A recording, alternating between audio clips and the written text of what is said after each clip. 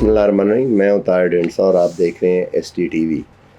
California में ये जो आग लगी है, इस आग में इंश्योरेंस के बड़े मसाइल लोगों को पेश आ रहे हैं।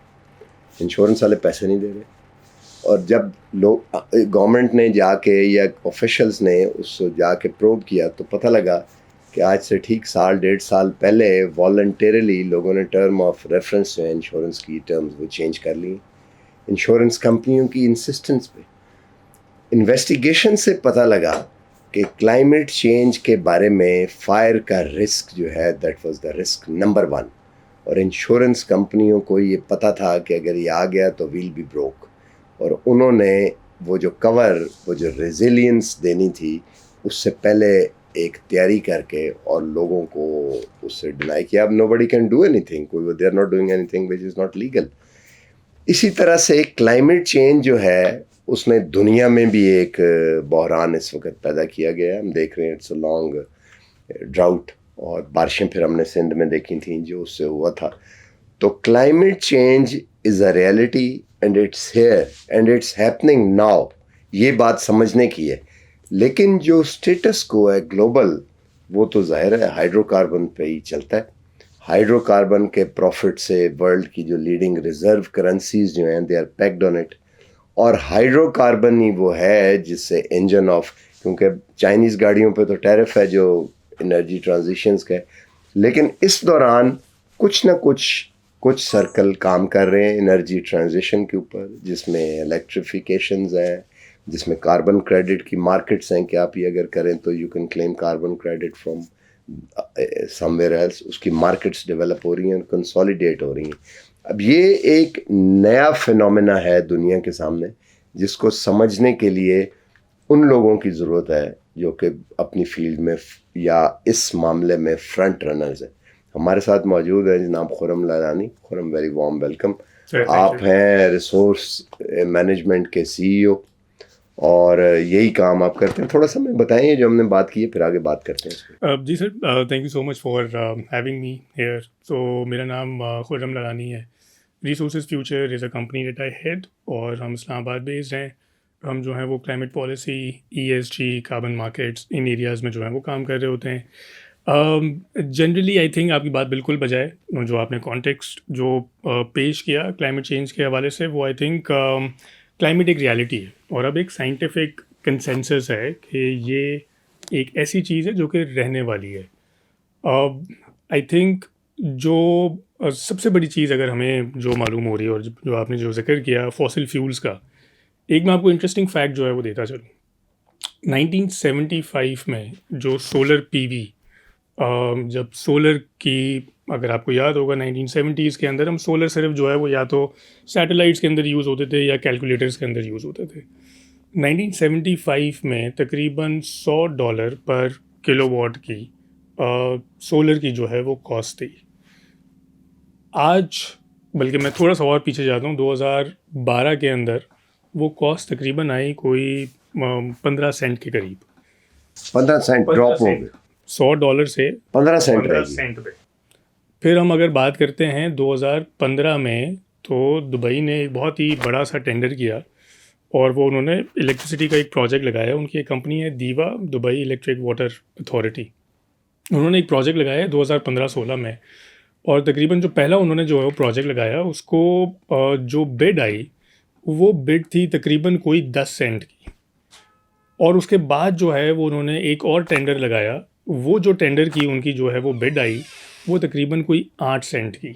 और करते करते 2022 में शायद थोड़ी सी प्राइसेस जो हैं वो ऊपर गई थी, लेकिन हम तकरीबन 2 सेंट पर किलोवाट आवर के ऊपर आ जो है चुके वो हैं आ चुके हैं $100 से। अब $100 से। तो आई थिंक जो चीज़ रखने की जो जहन में ये हमारी लाइफ टाइम्स के अंदर 2 जनरेशन्स के अंदर ये चीज़ हुई है कि एक ऐसी टेक्नोलॉजी जो कि एनर्जी की टेक्नोलॉजी है, जो आपने कहा कि हाइड्रोकार्बन से हर चीज़ जो है वो लिंक्ड है, लेकिन अब ट्रांजिशन जो है वो हमारे सामने ये होने जा रहा है या हो चुका है कि $100 की टेक्नोलॉजी आज जो है वो 2 सेंट्स के ऊपर अवेलेबल है, या आप उसको डबल कर लें 4 सेंट्स के ऊपर अवेलेबल है।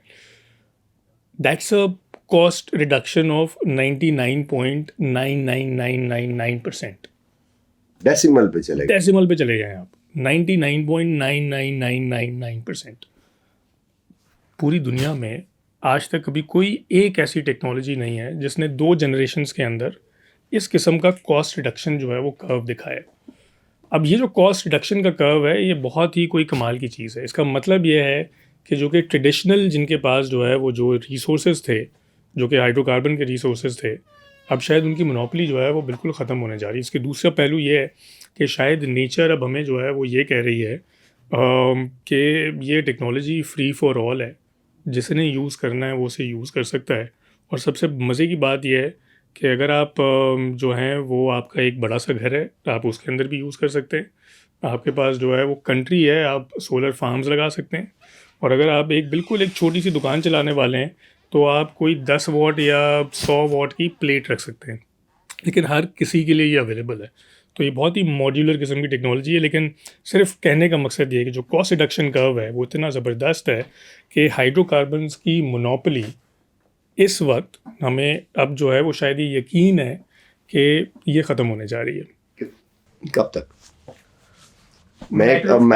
I am asking you for a reason, क्योंकि इस मोनोपोली की एक बहुत बड़ी ग्लोबल पॉलिटिकल कॉस्ट है, जिसमें जो ये इसमें वो लोग सफ़र करेंगे जो कि कम्युनिटी में अपनी लोग नहीं हैं बल्कि कंट्रीज़ हैं, that can change the status को। तो मुझे तो कई दफ़ा ऐसा लगता है कि that can lead to a war.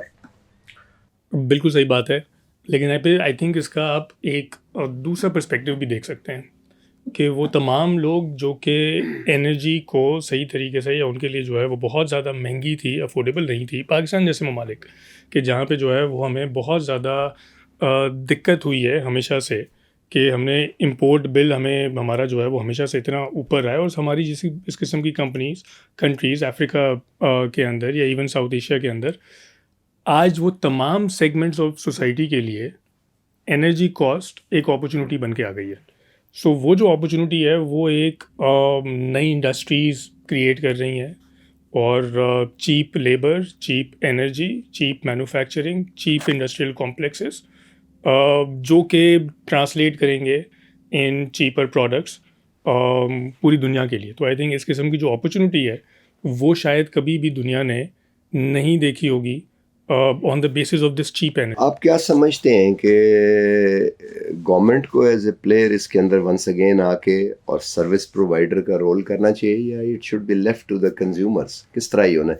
क्योंकि मैं कई घर हाउस होल्ड जानता हूँ, ऐसे एक घर को तो मैं जानता हूँ कम अज़ कम जानता हूँ। उन्होंने मुझे खुद बताया कि उन्होंने अपने बिजली का जो कनेक्शन है वो तकरीबन काट ही दिया। They are not using it any मोर।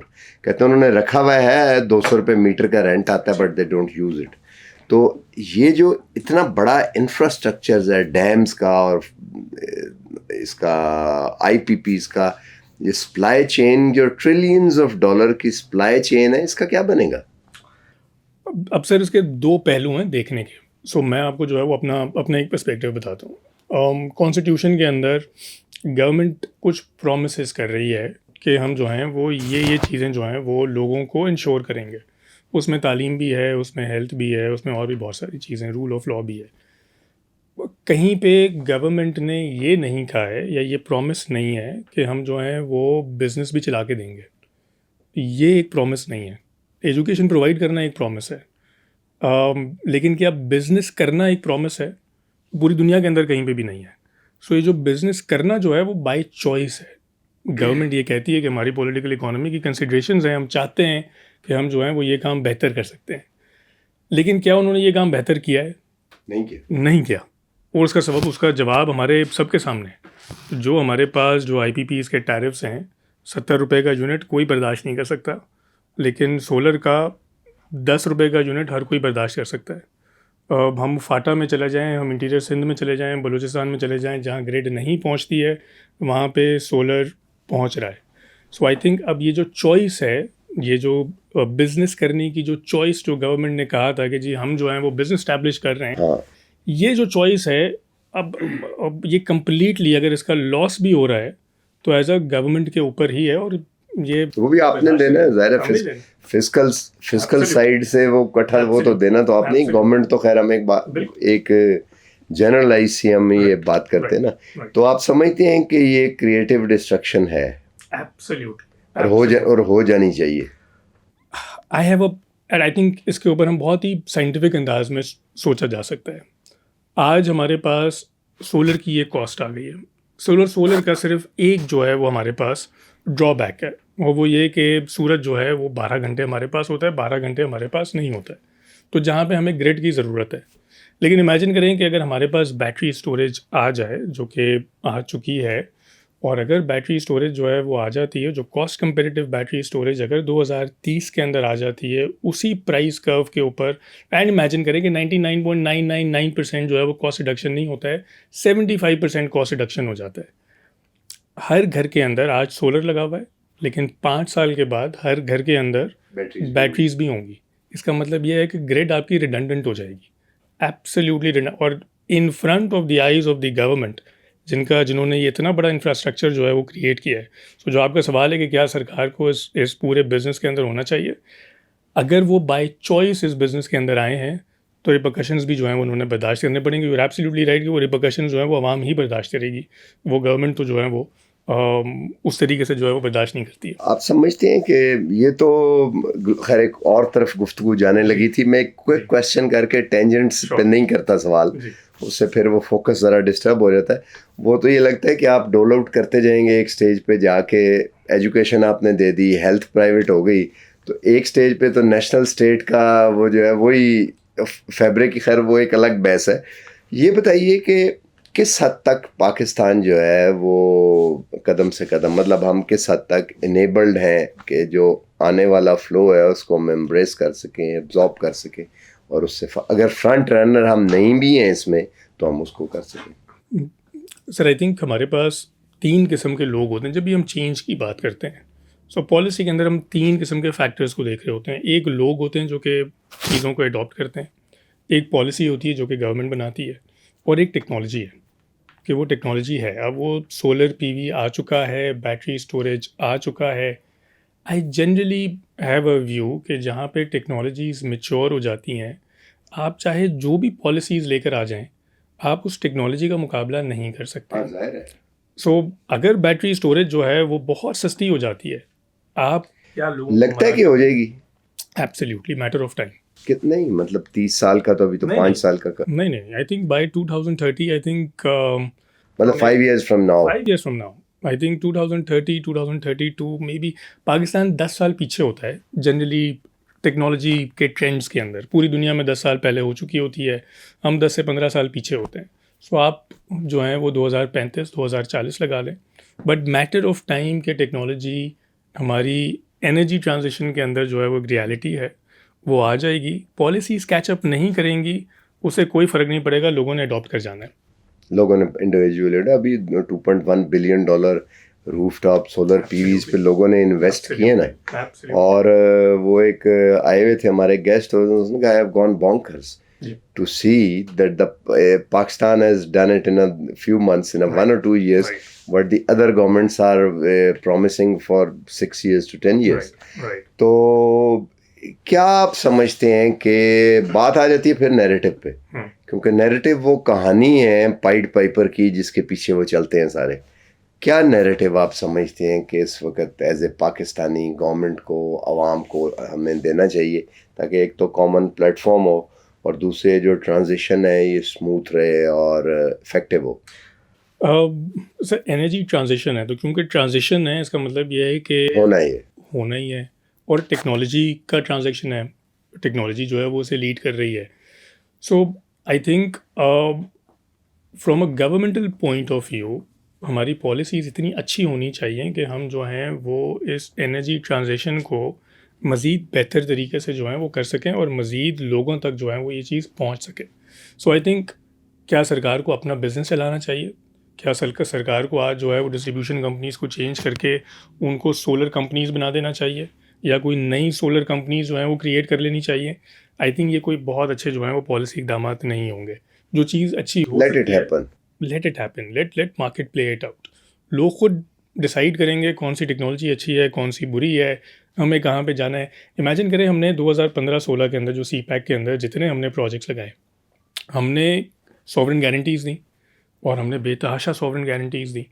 आज हमने जो 2.1 बिलियन डॉलर जिसकी आप जो है वो ज़िक्र कर रहे हैं, उसके अंदर गवर्नमेंट की ₹1 की भी सॉवरेन गारंटी नहीं है। आई तो नो।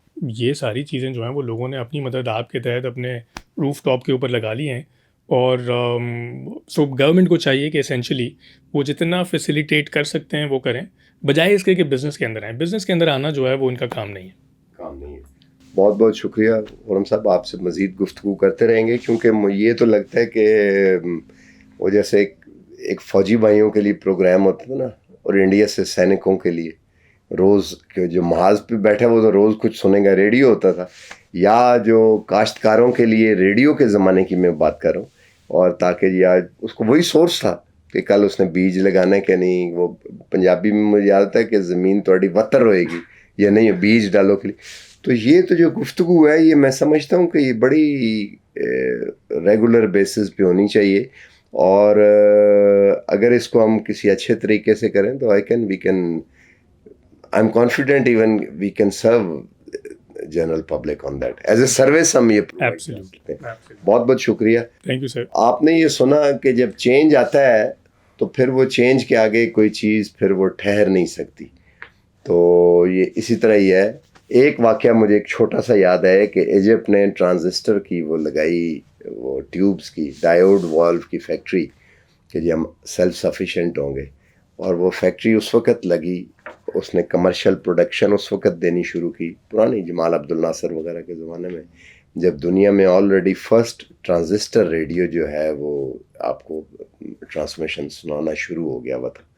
तो आई होप कि टाइम पे हम ये करें ताकि नुकसान ना हो और हमें मज़ीद फ़िज़िकल हैमरेज से बचा जा सके। जैसे IPPs में वो कंजम्पशन हो नहीं रही और कैपेसिटी पेमेंट हम कर रहे हैं। आज तक के लिए इतना ही। मिलते हैं अगले प्रोग्राम में। अल्लाह हाफ़िज़।